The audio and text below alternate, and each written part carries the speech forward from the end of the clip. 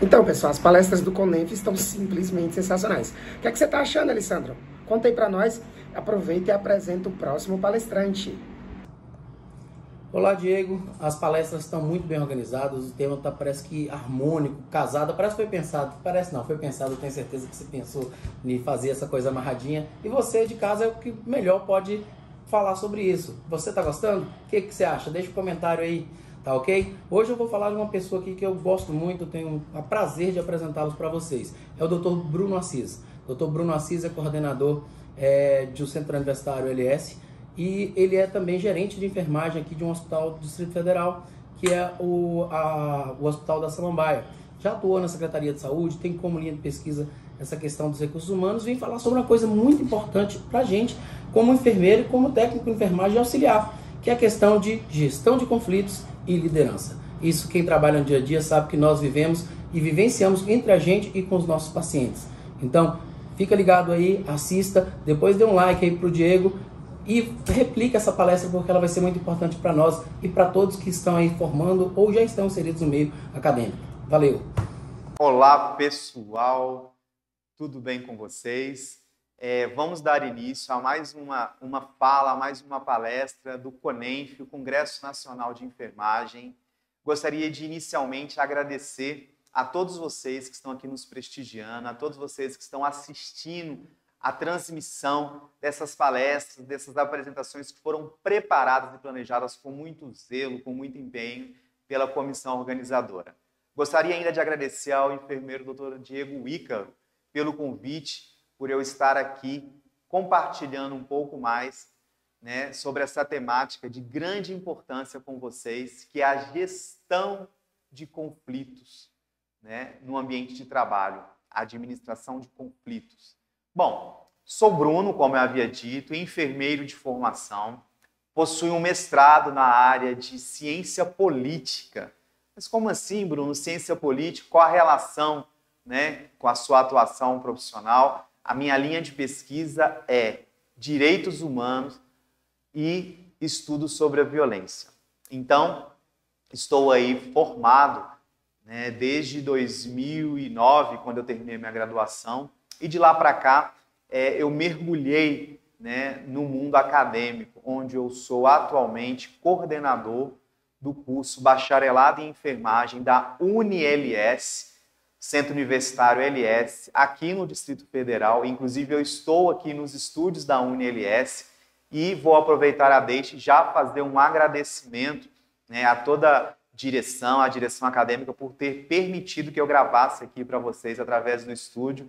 Então, durante a minha fala, vocês vão ver os nossos estudantes circulando ali fora.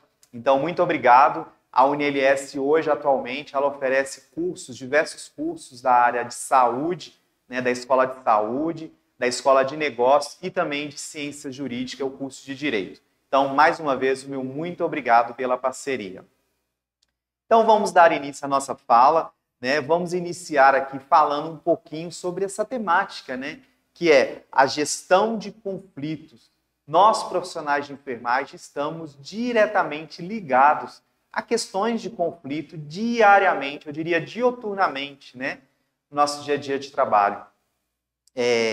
Muitas das vezes, eu, enquanto gestor, eu não estou exposto a um conflito, mas a minha equipe, muitas das vezes, está exposta a um conflito, né? O meu enfermeiro, o enfermeiro da minha equipe, o técnico de enfermagem, o paciente que está sob os meus cuidados, o acompanhante, enfim.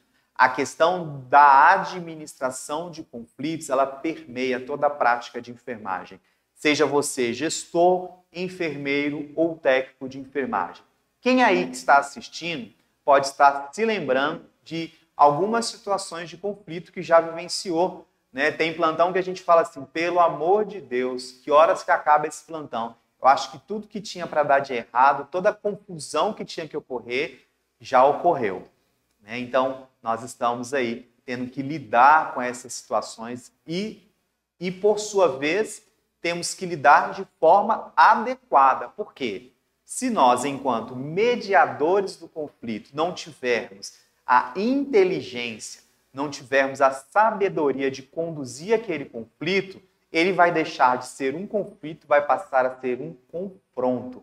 E isso vai agravar ainda mais a situação. Então, primeira coisa, gestão de conflitos e liderança. Precisamos entender o que é gestão. Por quê? Por mais que seja óbvio o conceito de gestão, para que a gente possa entrar no nosso assunto aqui, a gente precisa reforçar esse conceito, né? Então, gestão, pessoal, é a arte de gerir recursos, sejam eles recursos materiais ou recursos humanos, em prol do benefício da empresa ou do nosso próprio benefício. Então, você que nos assiste, que é um gestor, você que nos assiste, que pensa em ser gestor, que tem uma vocação em ser gestor, saiba que essa prática consiste em administrar, contornar situações adversas relacionadas a recursos materiais, recursos humanos, para que a gente obtenha um resultado positivo. E quando a gente se fala em administrar recursos humanos, aí existe um gargalo muito grande. Porque para se falar de administração de RH, administração de pessoas, a gente precisa de entender muitos conceitos, a gente tem que rever muitos conceitos, porque existe toda a sua particularidade, culturas diferentes, criações diferentes, formações diferentes, graus de instruções diferentes. Então, você imagina você mediando um conflito entre todas essas partes. Aí existe a arte do gerir, do administrar recursos humanos. Eu costumo dizer que essa habilidade de gerir, de gestão, ela vem desde criança, desde muito pequenos. Por exemplo, eu tenho 4 filhos. Dos meus 4, a caçula de 3 anos, ela consegue administrar, ela consegue gerir tudo entre os irmãos dela, na hora das refeições, na hora do banho, na hora da brincadeira. Então, veja que ela é uma gestora nata. E essa arte, essa articulação de gerir, ela vai sendo desenvolvida durante a vida, durante a formação acadêmica, em sala de aula. E quando você chega no ambiente de trabalho, não vai ser diferente. Às vezes você não é chefe na unidade, às vezes você não responde pela unidade, mas você é um líder, um gestor nato do seu plantão, dos pacientes que estão sob o seu cuidado. Então, gerir é a arte de administrar recursos humanos e materiais. E liderança. Existem gestores que não são líderes, porque para ser líder, para você liderar, você precisa ter uma habilidade chamada influenciar. Você precisa saber influenciar. Você precisa de mudar a opinião das pessoas para aquilo que você quer que aconteça. Por exemplo, um líder, ele vai implementar uma nova rotina na unidade e ele vai organizar argumentos em prol daquele convencimento. Ele é líder, ele vai influenciar, ele vai fazer com que as pessoas mudem o seu pensamento, lembrando que existe a liderança positiva e, da mesma forma, a negativa. Então, no nosso meio de trabalho, existem pessoas ditas líderes que vão estar influenciando a equipe, os pacientes, as pessoas para o lado negativo. Então, vimos o que é a gestão, o que é a liderança, e agora precisamos entender um pouco mais o que é um conflito. Para você, conflito está relacionado diretamente a questões negativas? Acredito que neste primeiro momento, nessa reflexão, todos disseram que sim. O conflito são coisas ruins, coisas negativas. Mas nem sempre esse conflito ele está vinculado a questões negativas. O conflito, às vezes, ele existe, ele ocorre em prol da unificação de um pensamento. Digamos que somos um grupo uma equipe de enfermagem, não é verdade? E a gente definiu aqui que precisa ser ajustada uma rotina. E ali vai começar uma conversa em prol do ajuste dessa rotina. Essa conversa, onde vão haver vários pontos de vista, várias colocações, várias hipóteses, sugestões, ela é considerada como um conflito, né? Um confronto de argumentos. Por quê? O conflito, ele nasce de um problema. O conflito, ele nasce, né, de uma colocação diversificada de opiniões. Agora, resta às pessoas envolvidas no conflito saber conduzir este conflito para o lado positivo ou para o lado negativo. Uma vez que esse conflito ele vai para o lado negativo, aí as possibilidades desse conflito virar um confronto é muito grande. Por isso eu volto à minha fala inicial da questão da sabedoria, da inteligência emocional na condução deste conflito. Agorinha, a gente vai estar dando 4 dicas para nós, profissionais de enfermagem, mas não apenas para a nossa prática profissional, não, mas para o nosso dia a dia, pessoal, profissional. Então, 4 dicas para poder conduzir os conflitos e alcançar êxito na resolução deles. Tá certo? Então, esse conflito, quando ele vai para o lado negativo, ele pode gerar um confronto. Em compensação, quando ele vai para o lado positivo, traz muitos benefícios para todas as pessoas envolvidas, para a empresa, aprimora os processos de trabalho, a gente consegue rever alguns conceitos, a gente consegue adaptar alguns conceitos aí em função, em razão da melhoria da assistência. Então, a resposta positiva de um conflito traz benefícios para a empresa, para o profissional e, sobretudo, para o nosso paciente, né? Para o nosso usuário, para o nosso acompanhante, que é o nosso objetivo principal. Certo? Então, vamos lá. Quem já ouviu falar aí que manda quem pode e obedece quem tem juízo? Eu acredito que muitos de vocês já ouviram isso, né? E alguns gestores, alguns líderes, né? Ditos líderes, ditos gestores, eles costumam querer resolver o conflito utilizando essa fala, né? Que no fundo, a pessoa manda e a que obedece por receio de perder o emprego, de ser penalizado. Então, muitas das vezes acontece um conflito no nosso dia a dia, aí você, enquanto autoridade máxima do plantão, você, enquanto enfermeiro responsável por aqueles pacientes, técnico de enfermagem responsável por aqueles pacientes, vai falar assim, não, é assim, tem que ser assim, porque está escrito, está no regimento e ponto final. Problema resolvido. A pessoa que está ouvindo vai concordar, né, porque, afinal de contas, manda quem obedece e obedece quem... Não, manda quem pode e obedece quem tem juízo.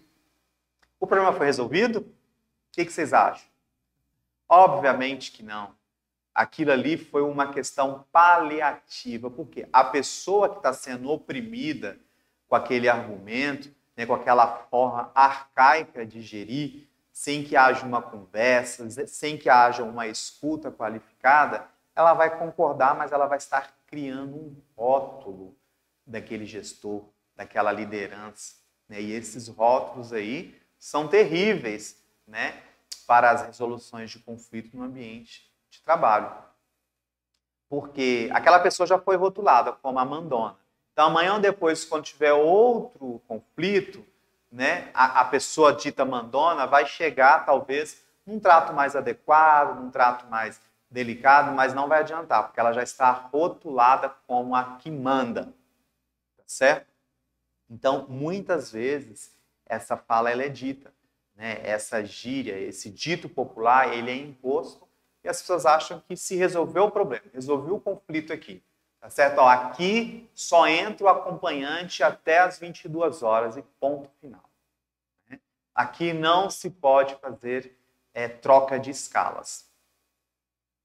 Eu esqueci de falar lá no início que, além da minha carreira docente, né, aqui na UniLS, eu também sigo paralelamente uma carreira de gestão em um serviço de enfermagem, né? Então eu sou o gerente geral de um hospital público aqui do Distrito Federal. Então vocês possam imaginar o tanto de conflito que eu passo por eles, que eu administro, né, que eu preciso conduzir, tanto na minha carreira acadêmica, né, na faculdade, quanto na carreira hospitalar. Nos dois cenários, né, eu tenho públicos altamente, né, conflituosos. Na faculdade, por quê? Muitas das vezes o estudante ele quer assegurar, ele quer que os seus direitos sejam assegurados, né?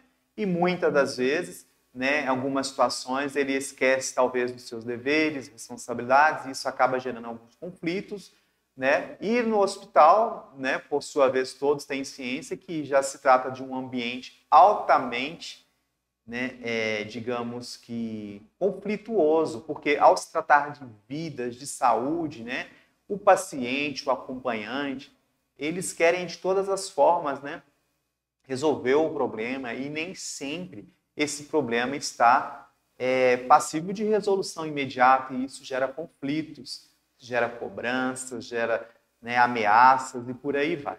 Então eu estou aí desses dois lados aí da gestão, na gestão acadêmica e na gestão de serviço de saúde, administrando, eu pego conflito de todas as formas. E com cada um eu aprendo a cada vez mais, né? Eu consigo conduzir cada vez mais de formas satisfatórias, eficazes, efetivas, tá certo? Porque essa condução aí, ela precisa ser pautada em muito conhecimento e muita sabedoria para que você não conduza aí para um confronto, ok? Então vamos lá. Vou falar agora desses 4 passos para a resolução de um conflito. Então, o primeiro passo, né, que quando você se depara com um conflito e que você precisa administrar, você precisa ser um agente facilitador daquele conflito, é fazer com que as partes envolvidas reconheçam o conflito, tá certo? Então, você precisa reconhecer o conflito, você enquanto mediador e as pessoas que estão envolvidas no conflito. A gente, enquanto mediadores desse conflito, precisamos mostrar para os envolvidos as consequências que esse conflito vai trazer, né? Quais são os prejuízos que esse conflito vai acarretar, seja para assistência, seja para o bom andamento do serviço, né? Então, todas as partes envolvidas precisam estar cientes disso e temos que buscar, né, durante este reconhecimento, a concordância de todo mundo. Conseguem compreender que se a gente não resolver esse problema de acompanhante, de horário de visita, né, a gente vai trazer um malefício, uma consequência para o próprio paciente ou para a rotina do serviço?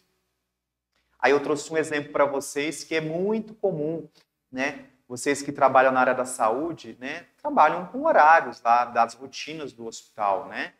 Então a gente tem horário para tudo. Horário para admitir, horário para dar alta, horário para entrar acompanhante, para sair acompanhante, horário de visitas. Então, na rede privada, acaba que essa flexibilidade ela é um pouco maior, né? Tendo em vista que trata-se de pessoas que estão pagando, né? Que acham que entendem que por estarem pagando, elas têm o direito de ir e vir. Já no hospital público, acaba que as rotinas fogem um pouco da realidade do hospital particular, né? Então, no hospital público, por questões mesmo internas de administração, né, a gente precisa seguir alguns horários, né? Como, por exemplo, a troca de acompanhante. No hospital onde eu trabalho, diariamente, praticamente, existem as questões de troca de acompanhante, porque existe um horário, né? E o segurança, a equipe da segurança, ela segue à risca aquele horário, porque, afinal de contas, é a função deles, né? Controlar a entrada e saída de pessoas, né? E eu tive uma experiência com meu pai, que internou. Uma certa vez, ele sofreu um infarto e ficou internado em um hospital público na cidade de Goiânia, e onde também tinha esse horário para troca de acompanhantes, né? E até essa internação do meu pai, eu tinha uma percepção dessa questão de se seguir à risca, né, as rotinas, os horários, os procedimentos. Depois dessa experiência que eu tive com meu pai, eu mudei totalmente a minha percepção, né, porque eu chegava para trocar de acompanhante lá e eu era barrado por questões de 5 minutos, 2 minutos, por questões assim consideradas mínimas ao meu ponto de vista, né? E aí meu pai ficava sozinho. né? E depois disso eu pude perceber, porque eu me coloquei no lugar do acompanhante, eu me coloquei no lugar do paciente e vi o prejuízo. A partir daí, no hospital onde eu trabalho, a gente segue os horários, mas as exceções são tratadas particularmente, pontualmente. Obviamente, sem deixar com que a rotina do setor se perca, né? Mas, recentemente, agora, um pai, né, ele trabalhava até às 10 horas e foi trocar de acompanhante, né? E quando ele chegou lá, ele foi barrado. E aí a equipe da segurança me reportou. Eu falei assim, pode entrar porque ele estava no trabalho, tá certo? Então, se eu não reconheço essa situação, né, que foi um conflito, segurança barrou, a paciente já ficou agitada, o acompanhante que estava entrando também já criou uma cena ali conflituosa, então foi preciso eu compreender, né, esse conflito, né, e saber quais as consequências esse conflito poderia trazer para a assistência. Então foi pontuado que de nada ia alterar a rotina do setor, por que não deixar esse acompanhante entrar? Certo? Nessa fase do reconhecimento do conflito, é importante termos uma boa comunicação. Dizer o porquê, o quando, o porquê sim, o porquê não, tá certo? É importante para que as pessoas envolvidas no conflito, elas tenham conhecimento sobre a situação. E por falar em ter conhecimento sobre a situação, vamos para a segunda dica, que é entender a situação. Aqui é o ponto mais estratégico da resolução de um conflito. Quando eu digo entender a situação, eu, enquanto agente mediador do conflito, eu, enquanto facilitador da resolução daquele conflito, eu preciso de entender. E para entender, a gente precisa de quê? De ouvir. Ouvir o que o outro tem para dizer, ouvir os diversos pontos de vistas, né? Geralmente, nessa etapa da resolução do conflito, que é entender a situação, quando você para ouvir, as emoções se afloram, aquela pessoa que está nervosa, se você não tiver uma condução, ela vai ficar mais nervosa ainda. Aquela pessoa que está chorando, que está se sentindo injustiçada, né? Se você não souber ouvi-la com zelo, né? com acolhimento, ela vai chorar mais ainda. Então, as emoções se afloram. Né? Então, todo conflito precisa ter esse momento de se ouvir, compreender, ouvir todas as partes. E é de grande importância que você, enquanto mediador deste conflito, saiba diferenciar o que é verdadeiro. Né? Porque neste momento também as partes envolvidas no conflito podem querer aumentar, diminuir, né? Podem querer omitir alguma informação. Então você precisa de ter um ouvido seletivo. Obviamente que você não vai demonstrar para aquela pessoa que o que ela está falando para você não tem interesse, né? Você vai se demonstrar acolhedor, né? Empático, ó, anotando. Mais alguma coisa? O que mais? O que você acha? Mas por que você pensa assim? Né? E você vai dando o controle da situação. E eu trago um exemplo aqui, claro, que agora mesmo, antes de eu entrar nessa gravação, eu tive que ir em uma sala de aula onde um grupo de estudantes estavam chateados, questionando uma determinada situação, não estavam concordando. O representante da turma falou, professor, vai lá, porque eu já conversei e eles estão irredutíveis. Aí eu falei para ele, avisa que eu vou passar na sala. O que os alunos devem ter pensado? Agora nós vamos falar, nós vamos dizer, nós vamos falar e tudo mais. Mas eu me coloquei numa posição, de escutá-los. E a partir deste momento, a situação de conflito que ocorria ali acabou. Acabou. Por quê? Eu, na posição de condutor daquele conflito, eu tive que o quê? Parar para ouvi-los. E me demonstrei empático, anotando, né, apontando já possíveis soluções para o problema, que eles achavam que era o problema, né, e saí dali tudo em harmonia. Aí o representante falou assim, poxa, professor, eu estou muito orgulhoso, porque é uma situação que eu venho tentando conduzir, não consigo. O senhor chegou ali e logo já abaixou a poeira. E é sobre isso que eu falo, né? Essa questão de entender a situação, né? De ouvir, de se demonstrar solícito, né? Você não pode entrar numa situação de conflito querendo um embate, né? Querendo impor a sua verdade. Por mais que a sua verdade seja verdadeira, você não deve impô-la, né? Você deve conduzir, fazer com que as outras pessoas se convençam de que a sua verdade de fato é a verdadeira. É um poder de convencimento, né? Pegamos um paciente fumando lá escondido no banheiro e é proibido o uso de cigarro aqui no hospital. Vamos lá falar para ele que ele está proibido, que da próxima vez ele vai ser isso, vai ser penalizado. Não, não é assim. Você vai ouvir esse paciente. Por que o senhor está fumando? A gente não sabe o nível de ansiedade que aquele paciente está enfrentando ali, naquele quarto de hospital, né, naquela unidade de saúde. Puérperas, é muito comum também, puérperas muito ansiosas, né, que fazem uso do tabaco há muitos anos, aí chega no momento da maternidade ali, o cigarro retirado, aí cria-se uma situação de conflito. Não estou fazendo apologia, me entendam, não estou fazendo apologia ao uso do tabaco.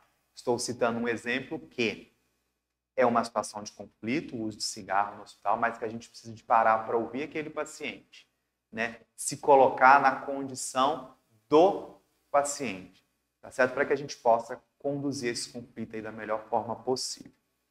Então, se demonstre aberto, se demonstre receptivo. Não é o momento de apontar erros, de dizer quem é o culpado, quem está certo. É o momento mais estratégico, o momento de ouvir e se demonstrar receptivo. Metade da situação conflituosa vai estar resolvida neste momento, se você se apresentar dessa forma. Então, às vezes a gente chega no nosso plantão, a gente está altamente demandado de serviço, aquilo gera uma carga de estresse, é muita cobrança de todos os lados, cobrança da nossa chefia, cobrança do paciente, do acompanhante, da equipe multidisciplinar, da sua equipe subordinada a você, né, quando você tem essa equipe subordinada. Então, é um momento de você tentar encontrar um equilíbrio. Porque se você leva o seu estresse, né, que não tem nada a ver com aquele conflito, para aquele conflito, né, aí piora muito mais.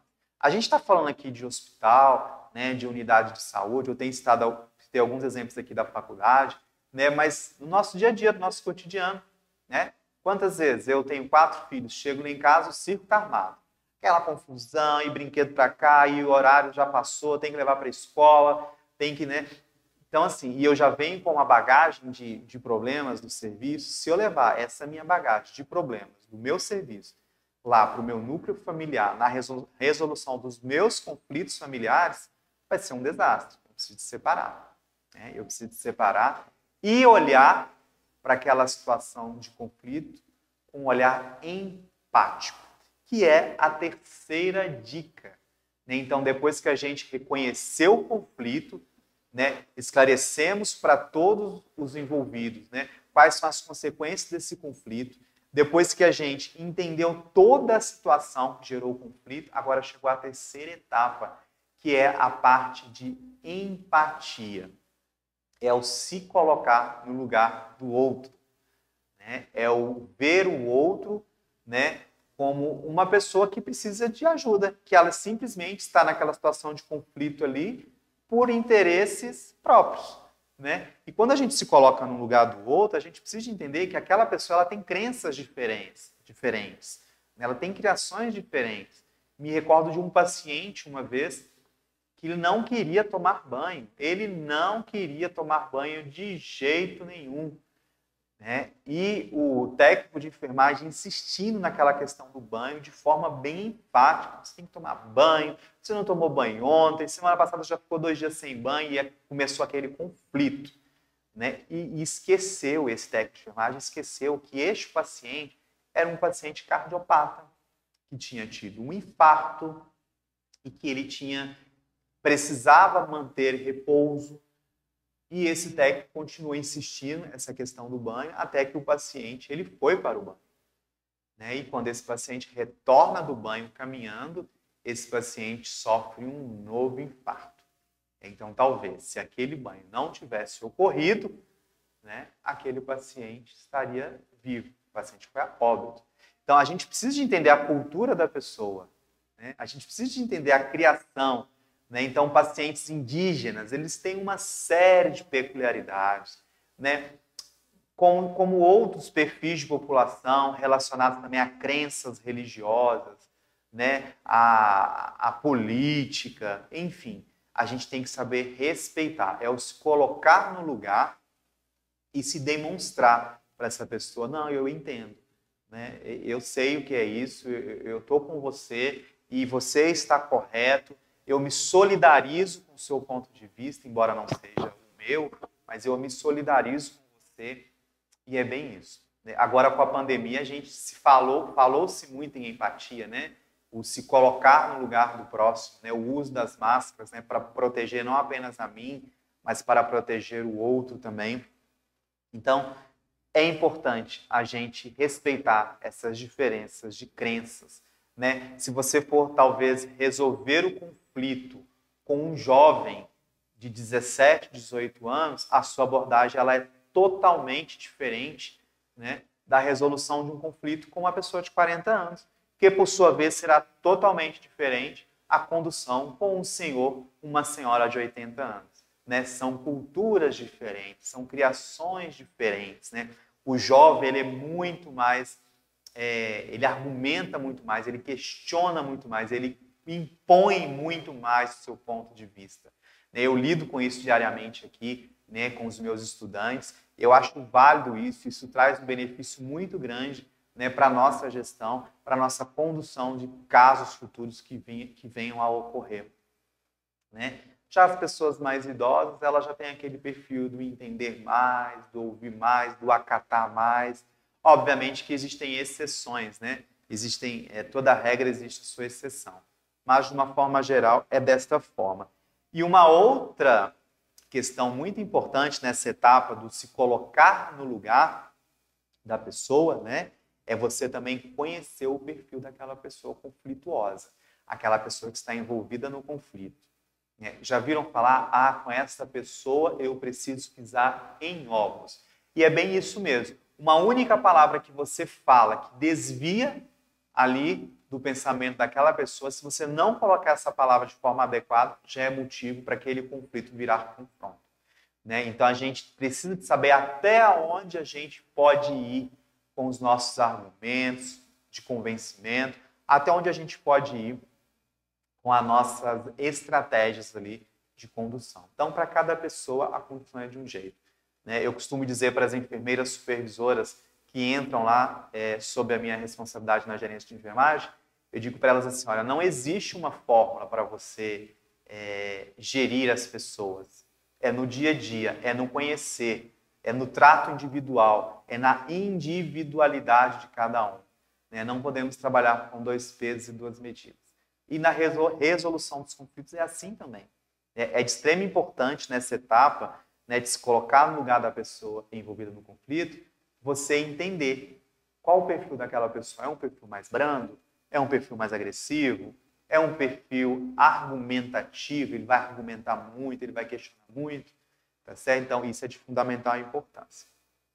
E, por fim, né, chegou onde a gente precisa chegar, que é resolver o conflito, né? Alcançar o senso comum de todos.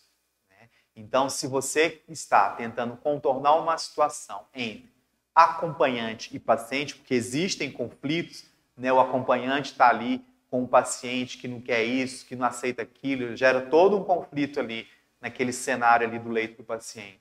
Você precisa chegar ao senso comum dos dois. Né? Se é na sua equipe, se é entre você e o seu paciente, entre você e a sua equipe, algum membro da sua equipe, é preciso chegarmos a um senso comum. Tá certo? E depois que a gente já passou por todas essas etapas de identificar o conflito, reconhecê-lo, né, entender toda a cena, toda a situação, se colocar no lugar daquelas pessoas, aí neste momento, né, que é a última etapa do alcance do senso comum, vai ser muito mais fácil. Com certeza, as coisas já vão ter se desenrolado mais, os pontos nos is já foram colocados né? E lembrando, pessoal, não estamos falando de ciências exatas, tá certo? Onde 1 mais 1 sempre vai ser igual a 2. Estamos falando de ciências humanas, né? Ciências biológicas, onde existem aí as suas variações, as suas peculiaridades, suas individualidades. Então, quase 100% das vezes, se nós conduzirmos o conflito passando por estes 4 passos, as chances de êxito são muito maiores. Reconheça os pontos positivos de cada parte envolvida, né? Estabeleça metas de forma clara e objetiva. Olha, pessoal, então, a partir de agora, né, eu não quero mais que isso aconteça por conta disso, daquilo outro, né, por conta das consequências que pode agravar. Diga quem vai fazer, quando vai fazer, o que vai fazer, o porquê vai fazer. Deixe todas as partes envolvidas no conflito ali muito cientes dos seus direitos, mas também dos seus deveres, responsabilidades e proibições. E sempre que necessário, sempre que possível, traga recompensas, né? Ao se falar de equipe, recompense a sua equipe, né? Às vezes nós temos uma unidade muito conflituosa, muito espinhosa de trato, de lidar, né? Então passe a dar esse reconhecimento, né? Traga aí esses reconhecimentos de pontos positivos, ok? Bom, Bruno, você falou, eu consegui pegar aqui algumas coisas, mas eu gostaria que você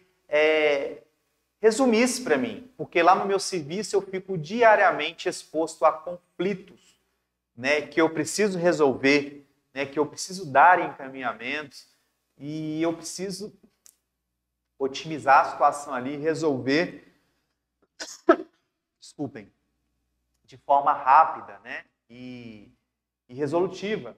Né? E o que eu faço diante de um conflito como esse? Primeira coisa, saiba ouvir. Se demonstre apenas na posição de ouvinte daquela pessoa. O que está acontecendo? Por que você está chateado? Por que você está reclamando da escala? Né? A escala é fonte de conflito em tudo quanto é lugar, a escala de trabalho. Então, saiba ouvir essa pessoa. Não é o momento de apontar erros, apenas de ouvir. Não é o momento de dizer não é assim, mas não é assim, não pode, não quero. É somente ouvir. Se demonstre empático. Se demonstre preocupado com aquela pessoa. Não, sim, eu vou sim levar o seu problema para a direção. Eu estou aqui para te ajudar. Eu estou aqui para conduzir, né, esse problema. E leve o problema para a direção do seu superior e traga um retorno para esta pessoa que está envolvida no conflito, tá bom? Isso vai trazer segurança para essa pessoa e dificilmente essa pessoa vai gerar um novo conflito, porque ela vai entender que você resolveu o problema dela, que com você ela pode contar, tá certo? E seja imparcial. Por exemplo, lá no hospital eu sou gestor da equipe de enfermagem. E eu preciso de me colocar no lado da enfermagem, obviamente, porque eu sou enfermeiro, mas eu não posso deixar de estar ao lado de quem? Da gestão, né, da direção do hospital, da Secretaria de Saúde, né? Às vezes algumas rotinas precisam ser implantadas, precisam ser implementadas, então eu preciso ser imparcial. Eu não posso ser nem 100% enfermagem, no caso ali, no que diz a questões profissionais, e nem 100% e a gestão. Eu tenho que saber equilibrar, né? Igual aqui na faculdade. Eu preciso estar imparcial diante de algumas situações, porque eu não posso deixar de olhar o lado do aluno, mas também eu não posso deixar de olhar o lado da instituição, né? Então, a grande dica é essa. Saiba ouvir, se demonstre empático e seja imparcial, sem apontar erros, sem apontar o dedo, tá certo? E, gente, e o tom de voz? O tom de voz, ele é gatilho para muitos conflitos. Às vezes você está ali numa discussão e essa discussão ela vai ficando calorosa quando você vê seu tom de voz alterou. A partir do momento que seu tom de voz alterou, você perde o controle da situação, porque essa ação vai causar uma reação. Né? E essa pessoa envolvida no conflito, ela vai se voltar contra você e você contra ela, e aí o circo está armado, digamos assim. Ok? Então, espero que eu tenha colaborado com vocês. Espero que eu tenha trazido algumas reflexões importantes, que nós, profissionais de enfermagem, saibamos conduzir os conflitos, que não são poucos. Eles começam desde o início do plantão e duram até o final do plantão, em algumas situações até após o plantão, né? Que nós saibamos conduzir esses conflitos aí, gerir esses conflitos de forma sábia, de forma inteligente, né? Que nós possamos resolver de forma adequada, né? Sem causar maiores danos, sem trazer impactos negativos para a equipe, sem trazer impactos negativos, né, e prejuízos para a nossa assistência e para o nosso paciente. É isso. Me despeço de vocês aqui. Quem quiser me seguir no Instagram é Prof. Bruno de Assis. Me sigam lá, que eu sigo de volta. E é isso. Obrigado pela atenção de todos vocês.